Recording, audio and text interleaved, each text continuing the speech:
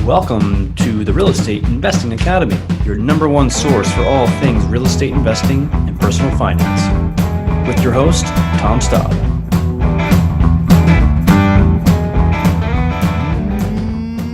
Welcome everyone to another episode. Thanks again for chiming in. And so to keep our bills on, big favor, please hit the subscribe button, whether it's a podcast or it's the YouTube channel. At some point, probably in the next 6 months, I'm going to figure out a way to basically create like an exclusive club for the subscribers. So if you're a subscriber, you'll get access to more detailed reports that I create for my clients already. So I'm going to bring that to the subscriber market as well. So be sure to subscribe and you'll be getting those reports in the future. Some other things that we're doing, sometime next year when this COVID thing passes, I'll be setting up a pretty exclusive weekend getaway, if you will, for investors alike, those that are starting out, those that have some capital. It will be a process that you all can join, up to 10 people. We'll go to some nice area for a weekend. A hotel will be covered. You'll have to get out there via flight on your own, but it should be a good time. And we've done something like this in the past that had great results. And so looking forward to doing that again next year. So keep an eye out for that. Once this COVID thing settles down, I'll be sure to send out some details on that offering. So pretty cool stuff. So today I want to introduce something that I see a lot in questions, and I'm going to form it in kind of a way that I see it most applicable, right? So the question I see a lot is, how do I get started? But I think when this usually happens when someone has between like $15,000 to $25,000, right? And so the question I come across is a client that I meet and they're like, hey, Tom, I have $20,000. How do I get started in investing or real estate or what have you? And it's really interesting, right? Because most of the time, these are younger people, right? Which is awesome. You're looking forward to getting started. You have some capital. You want to deploy it. That's the exact move that I did when I first started. So that's the beginning of the journey. And it's funny because I recently saw this question on Facebook in this group, and the responses were astounding. Just terrible responses. The only one that even made kind of sense was put it in a 401k. You add to it every year. In 30 years, you'll be all set, which is not true. But regardless, that was the only sound advice that came out of that forum, and a forum of 66,000 members, literally just no good advice. And so it got me thinking like, wow, I generally think people have zero idea how to get started. It's a complete crapshoot. It's a, dartboard. You don't even know which number you're trying to hit. And so I chimed in, and obviously before you can give an answer to any of this, it all depends on who you are, what you're trying to achieve. And one of the important questions is, how fast can you make that money back, right? If it takes you 5 years to save that money, you need to be more conservative, in my opinion. Right. And so look, there's a lot of ways to use the capital. Okay. And I'm going to speak knowing what I know now. If it were me, how I get started. What I would not do is I would not put it in a 401k, because my mantra is I want to build a portfolio of assets that produce income. That's simple. And that can be through dividends. That can be through rental properties. That can be through private money lending. That can be through syndications. That can be even through a business. But whatever I'm investing in better be paying me cash flow in some fashion.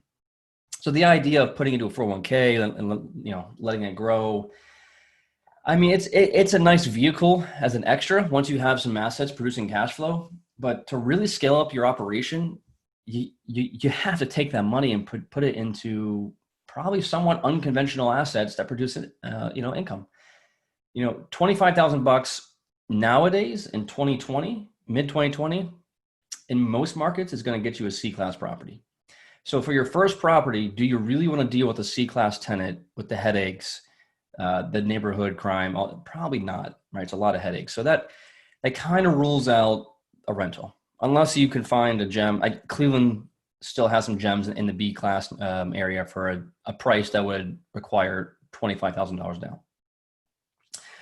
If you're handy, this is a big question. If you have the skills to do rehabs, and legitimate skills, I'm not talking like you know how to paint. I'm talking, you know how to tear down sheetrock or drywall. You need to know how to reinforce walls if you need or have to. You know how to tile.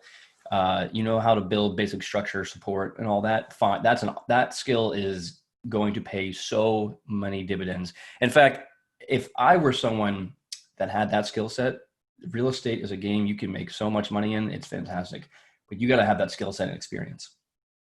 If you don't have that, I guess what I'm saying is, if you don't have that handy skill, you are limited, right? But what you might want to consider, looking at your friends. Who of your friends have legitimately has that skill set? Or could you find someone that has that skill set? And I say that because what you're looking for right now is a way to scale up your portfolio, in a relatively fast manner with low risk or lowest risk as possible, to produce additional capital or substantial cash flow spreads so that you can scale up your income producing asset portfolio. So one thing that I've thought is, if you can find someone that is handy, starting out in the mobile home investing realm is a pretty good start. And what I mean is, the way that works is you would buy a distressed mobile home, usually between $0 to $5,000 at most, from the current owner. And you would then rehab it, not spending a whole lot, maybe 10 grand, depending which market you're in. But most markets, 10, 15 grand gets you across the board for that. So you're generally all in it for about $20,000. Now, when it comes to buying or selling it, you're going to sell it and carry the note, meaning you're going to sell or owner finance that or seller finance that to the buyer, right? So buyer comes to you, you're going to list it on the market for $40,000, contingent upon a $20,000 down payment. So whatever amount of money you put in is what the down payment is, and you get that back. And then you set a note for the remaining $20,000 for a 3 or 5 year period at a 9 to 12% interest rate. So you're getting that cash flow. You have your capital back, which would allow you to redo it. And you're producing cash flow. You're using your capital to build up more assets.